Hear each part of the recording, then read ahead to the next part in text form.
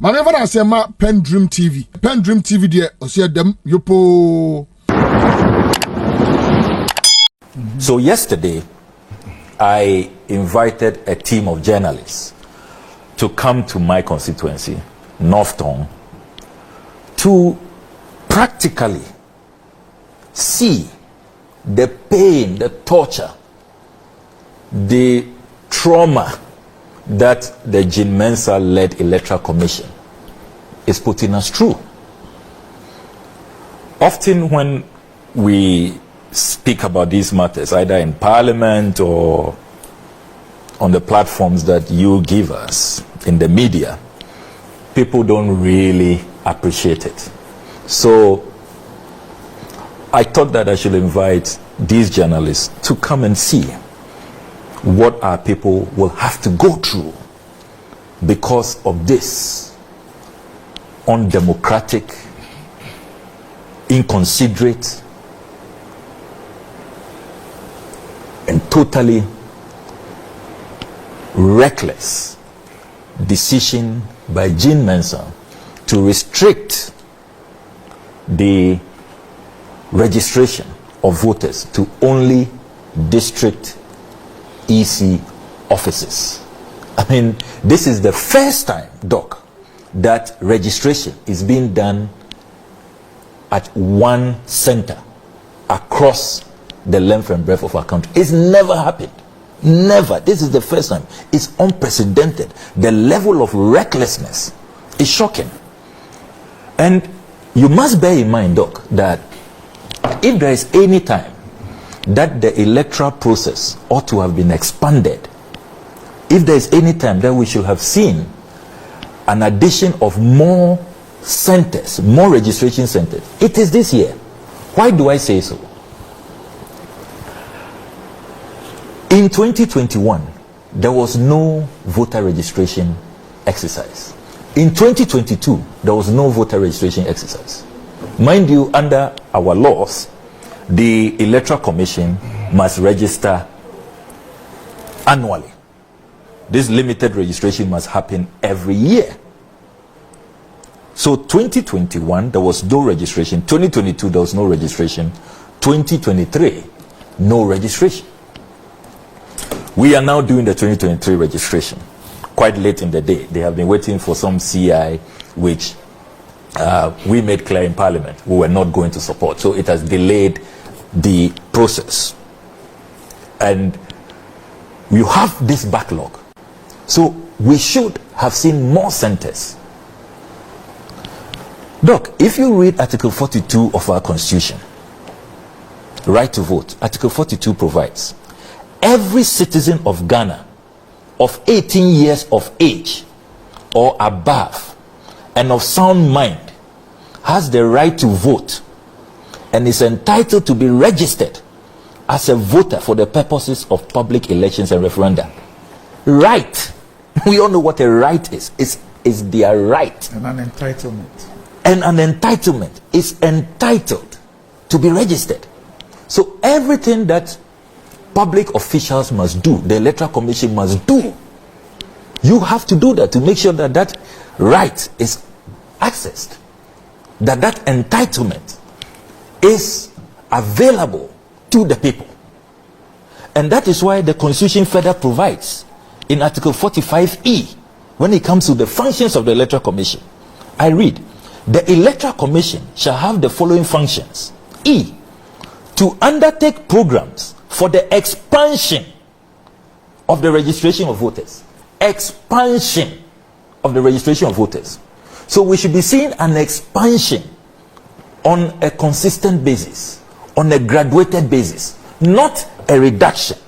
That is what our Constitution provides. There is no ambiguity about this constitutional provision. So how on earth does the Electoral Commissioner decides? And then I heard Dr. Bosman say, voting is not by force. It's not compulsory. I mean, Jesus Christ. In the face of Article 42 of our Constitution, something which is a right, something which is an entitlement, in the face of Article 45E, your mandate, it means that Dr. Bosman has no clue about his mandate under this Constitution. He has no idea whatsoever what his functions are. The Constitution is very, very clear. Undertake programs for expansion. We should be seen on a consistent basis. An expansion of the space, expansion of the frontiers, expansion of opportunities for young people to vote. So yesterday, a team of 25 journalists, I invited them. We began from Togome, through Fujoku. It took us 78 kilometers. I told them it was an exercise. Let's all track, use our phones. 78 kilometers. Already, many people don't know, but Northton is one of the biggest constituencies by way of land size. 1,117 square kilometers. Northton is bigger than Singapore, just around 756 kilometers. Bigger than Bahrain, bigger than Sao Tome and Principe. Northton is bigger than Accra. If you talk about Central Accra is just about 225 square kilometers. But just that Accra is densely populated. That's 78 kilometers from Fujoku to then cross the river into Bato. So I took them along. And already it took us about 3 hours. You know that 78 kilometers is like from Accra to Winneba. This is just one constituency before you then have to cross the river. So who takes care of that transport fare? The risk involved. I mean, you go through the Japon enclave, you know that my constituency very well. The Volta River partitions the constituency into east and west. The district capital is in Bato, where the EC office is. So all those in the Japon enclave, Podoi enclave, Volu enclave, Fujoku enclave, Togome enclave, all the way to Salaga. Some of them must do 120 kilometers. Now, you know what? If you are afraid to cross the river, you must go round the river. And it means going through 2 additional constituencies. You must then go through Central Ton, Adidome, enter Sogakope, South Ton, before you come back, do a detour into Dove, back to Bato. About 200 kilometers. I mean, can you believe that? And there's no guarantee. When we arrived with the journalists, you can see the footage. When we arrived at the Electoral Commission, the network was down. Yes, so we crossed the river from Adidope, because from Japan, when we did the 78 kilometers, we got to Adidope. That was the river crossing point. And I said they should come along, let's cross together. I provided life jackets. So we all grabbed our life jackets, because we want the Ghanaian people to know this is the reality. There are over 70,000 people living on that west bank of the Volta River. That is the reality that we face. So we had to cross the river, another 2 kilometers on the river. So just to vote, something which is a right. Just to register. I mean, just to register. Something which is an entitlement. An electoral commission that must take steps to expand, Article 45. To undertake program for the expansion of the registration. And Doc, this morning I've come here with 2 press cuttings. And you see, sometimes you wonder what happens to public officials when they get into that office. This is Jim Mensah as IEA boss, speaking on the 2016 limited registration exercise. Let me read the first one. Modern Ghana, 10th May 2016. IEA, Peace Council, call for extension of limited voter registration. And viewers can go online, can Google this. The Institute of Economic Affairs and the National Peace Council have made passionate appeals to the Electoral Commission, EC, to extend the just ended limited biometric voters registration exercise. Let me come to Jim Mensah's specific quotation. Speaking Monday on Adum FM's current affairs program, Burning Issues, the executive director of the institute, Mrs. Jim Mensah, suggested that eligible voters who could not register should be given at least 2 more weeks to do so. Now, this 2016 exercise It's an exercise that was conducted at 6,000 Yes. areas. 6,000 areas, yes. And yet she believed that Yes. 2 more weeks should be given. added. 2 more weeks should be added. When there were 6,000 registration 6,000. centers. As IEA boss, she took an expansionist view that, look, let's expand the process. Let's give more opportunities for people to be registered. She spoke also on City FM. 11th May 2016. This is Ghana Web. Extend voters registration, IEA to EC. On Tuesday, the Institute of Economic Affairs, IEA, also added its voice to the cause. Its executive director, Mensah, said, quote, I will say that to some extent it has gone very well and a number of people have been registered. However, we follow the process quite carefully and we are also aware that there are many others who would wish to be registered, who did not have the opportunity, and know that we have said it will be proper that we do not disenfranchise people who are willing to vote or cast their vote for the first time. We do not disenfranchise people who are willing to vote or cast their vote for the first time. She added, we have indicated that if resources will allow, it will be important for the EC to extend the registration exercise to allow those who are really keen and those who are serious to vote. We have called for an extension of 2 more weeks, and we believe that any serious person who really wants to be registered will really have the opportunity to do so. I think that will ensure some peace and give some credibility to the process. Although Mrs. Mensah admitted that a continuous registration process will give failed applicants another opportunity to register, she was doubtful about the convenience of the process. Quote, if you look at the proximity of the various centers where the registration is being done, and this was when it was 6,000, she says, if you look at the proximity of the various centers where the registration is being done, it makes it very easy for people who are within a locality to go to their areas and register. Whereas if they go to the EC, for instance, to register, they may end up voting in a particular constituency which may be far away from where they live. So hold on.